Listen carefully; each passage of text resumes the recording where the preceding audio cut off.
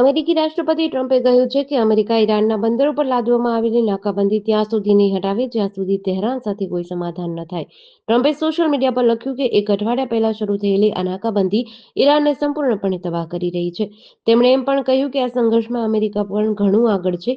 તેના જવાબમાં ઈરાની સંસદના સ્પીકર ગાલિબાફે સોશિયલ મીડિયા પર લખ્યું કે ટ્રમ્પ દબાણ કરીને અને યુદ્ધ વિરામ તોડીને વાતચીતને એવી બનાવવા માંગે છે જ્યાં ઈરાનને ઝૂકવું પડે અથવા ફરીથી યુદ્ધ શરૂ કરવાનું બહાનું મળી જાય. ગાલિબાફે આગળ કહ્યું કે ઈરાન કોઈ પણ ધમકીના દબાણમાં વાતચીત નહીં કરે. છેલ્લા 2 અઠવાડિયામાં ઈરાન યુદ્ધ લડવા માટે નવી તૈયારી કરી ચૂક્યું છે. આ બંને નેતાઓનું નિવેદન એવા સમયે સામે આવ્યું છે જ્યારે અમેરિકા અને ઈરાન વચ્ચેનું અસ્થાયી યુદ્ધ વિરામ બુધવારે સમાપ્ત થવાનો છે. ઈરાનનું ડેલિગેશન અમેરિકા સાથે વાતચીત માટે પાકિસ્તાન જવાની તૈયારી કરી રહ્યું છે. ન્યૂયોર્ક ટાઈમ્સે 2 ઈરાની અધિકારીઓના હવાલાથી જણાવ્યું છે કે આ ડેલિગેશન આજે ઇસ્લામાબાદ પહોંચી શકે છે. દિન પ્રતિદિન સ્કૂલમાં અભ્યાસ કરતા બાળકોમાં મારામારી હવે સામાન્ય બની ગઈ છે. અમદાવાદ શહેરના નારોલ વટવા રોડ પર આવેલી ઈસનપુર પબ્લિક સ્કૂલમાં પરીક્ષા પૂર્ણ થયા બાદ 2 વિદ્યાર્થીઓ વચ્ચે મારામારી થઈ હતી. ક્લાસરૂમમાં 2 વિદ્યાર્થીઓના ઝઘડા વચ્ચે પડેલા વિદ્યાર્થીને એક વિદ્યાર્થીએ આંખમાં પરીકર મારી દેતા ઈજા થઈ હતી. વિદ્યાર્થીને સારવાર માટે હોસ્પિટલે દાખલ કરાયો છે અને તેનું ઓપરેશન કરાયું છે. વિદ્યાર્થીના પિતાએ સમગ્ર મામલે નારોલ પોલીસ સ્ટેશનમાં ફરિયાદ નોંધાવી છે. આંખમાં પરીકર મારતાની સાથે જ સ્કૂલના વિદ્યાર્થીઓમાં દોડધામ મચી ગઈ હતી અને શિક્ષકોને જાણ કરી હતી. ઇજાગ્રસ્ત વિદ્યાર્થીને તાત્કાલિક સારવાર અર્થે એલજી હોસ્પિટલે ખસેડાયો હતો. ત્યાંથી વધુ સારવાર માટે તેને અસારવા સિવિલ હોસ્પિટલે ખસેડાયો હતો. વિદ્યાર્થીના માતા-પિતાને જાણ કરવામાં આવી હતી જેથી તેઓ પણ દોડી આવ્યા હતા. વિદ્યાર્થીની માતાએ પૂછતા 2 વિદ્યાર્થીઓ ઝઘડતા હતા અને તેમને વચ્ચે છોડાવવા પડતા આ ઘટના બની હોવાનું જણાવ્યું હતું. રાજ્યમાં કમોસમી વરસાદની આગાહી વચ્ચે પણ કાળઝાળ ગરમી યથાવત છે. સોમવારે સતત બીજા દિવસે રાજકોટમાં ગરમીનો પારો 41 ડિગ્રીથી વધારે રહ્યું હતું અને રાજ્યનું સૌથી ગરમ શહેર નોંધાયું હતું. દિવસભર રાજકોટવાસીઓએ ભારે ગરમી અને સાંજે ઉકળાટનો અનુભવ કર્યો. રાજકોટમાં સાંજ પડતા જ ઠંડકનો અનુભવ થતો હોય છે, પરંતુ હાલ રળિયામણી રાત પણ ગરમ લાગી રહી છે. હવામાન વિભાગના જણાવ્યા અનુસાર આજે રાજકોટમાં ગરમીનો પારો 42 ડિગ્રીએ પહોંચી શકે છે. અન્ય મોટા શહેરોની વાત કરીએ તો સોમવારે અમદાવાદમાં 40 ડિગ્રી, ગાંધીનગરમાં 39 તેમજ વડોદરામાં 39 ડિગ્રી, સુરતમાં 37.5 ડિગ્રી અને અમરેલીમાં 40 ડિગ્રી મહત્તમ તાપમાન નોંધાયું હતું.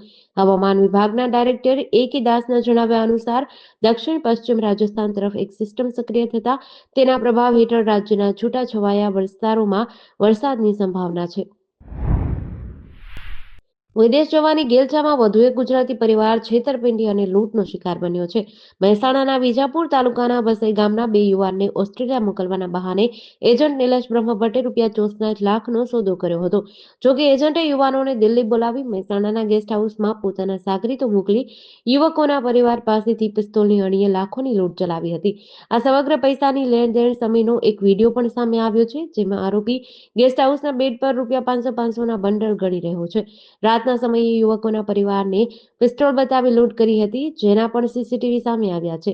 વસઈ સ્વામિનારાયણ મંદિર પાસે રહેતા અને ખેડૂત બળવંતસિંહજી સતુજી ચાવડાને કોલેજ કરતા દીકરા સિદ્ધાર્થને વિદેશ મોકલવાની ઈચ્છા હતી.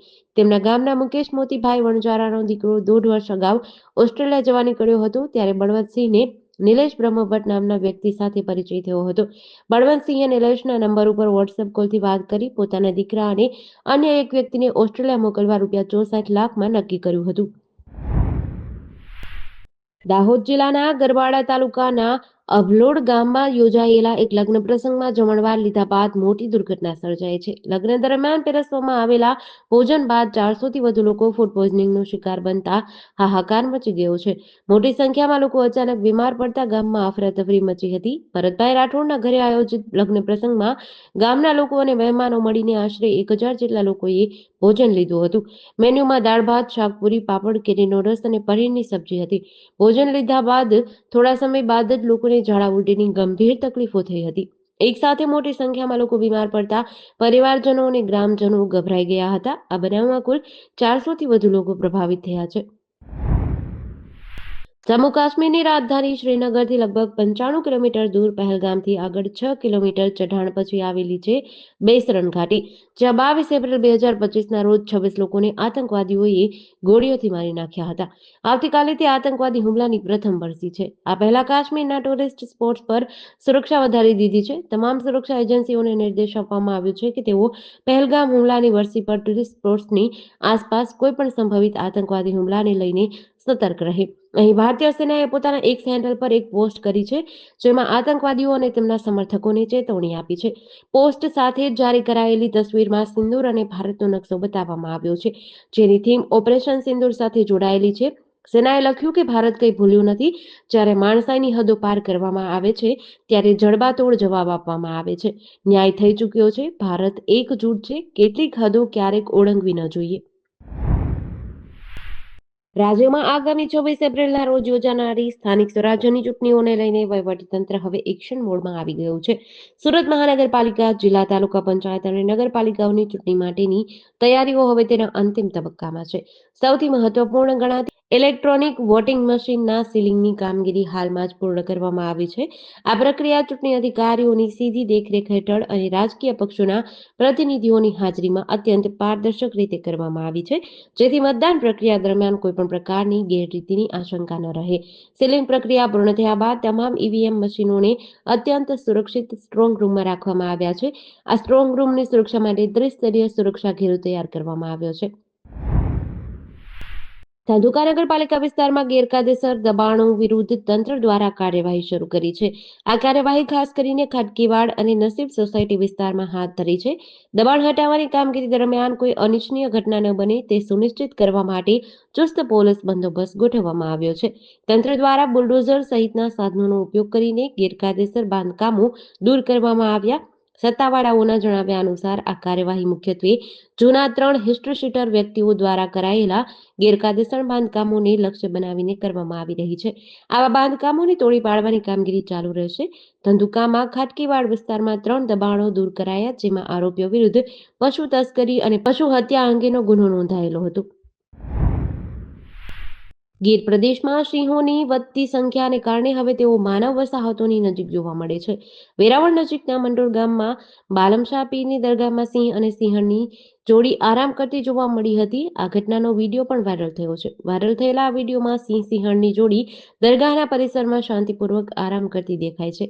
આ ઘટના ક્યારે બની તે અંગે ચોક્કસ માહિતી નથી, પરંતુ સ્થાનિકોના મતે આ વિડીયો મંડોર ગામની ભાગોળે આવેલી બાલમશાહ પીર બાપુની દરગાહની છે. આ ઘટનાએ ગામમાં કુતૂહલની સાથે ભયનો માહોલ સર્જ્યો છે. એક તરફ આ દુર્લભ દ્રશ્યો લોકો માટે આકર્ષણનું કેન્દ્ર બન્યું છે, તો બીજી તરફ સિંહોની આવી નજીક ઉપસ્થિતિના કારણે લોકોમાં દહેશત ફેલાઈ છે.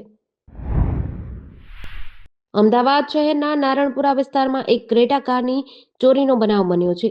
ચોંકાવનારી વાત એ છે કે કાર ચોરી કરવા આવેલા ચોર પણ ક્રેટા કાર લઈને જ આવ્યા હતા. ચોરીની ઘટના સીસીટીવીમાં કેદ થઈ હતી, જેમાં કારને ધક્કો મારીને લઈ જતા ચોર પણ સીસીટીવીમાં દેખાઈ રહ્યા છે. નારણપુરા પોલીસે ચોરી અંગે ગુનો નોંધી તપાસ શરૂ કરી છે. નારણપુરામાં રહેતા પ્રશાંત રાજગુરુએ નારણપુરા પોલીસ સ્ટેશનમાં ફરિયાદ નોંધાવી કે તેમણે 2024માં જૂનામાં ક્રેટા કાર ખરીદી હતી. 17 એપ્રિલ 2026ના રોજ તેમણે તેમની ક્રેટા કાર ઘરની બહાર પાર્ક કરી હતી. 20 એપ્રિલના વહેલી સવારે પ્રશાંતભાઈને તેમના ભાઈની શિવરંજની ખાતે લેવા જવાનું હતું, જેથી તેઓ 5 વાગે ઉઠ્યા ત્યારે તેમની ગાડી ઘરની બહાર નહોતી. પોલીસે સીસીટીવી ફૂટેજના આધારે વધુ તપાસ હાથ ધરી છે.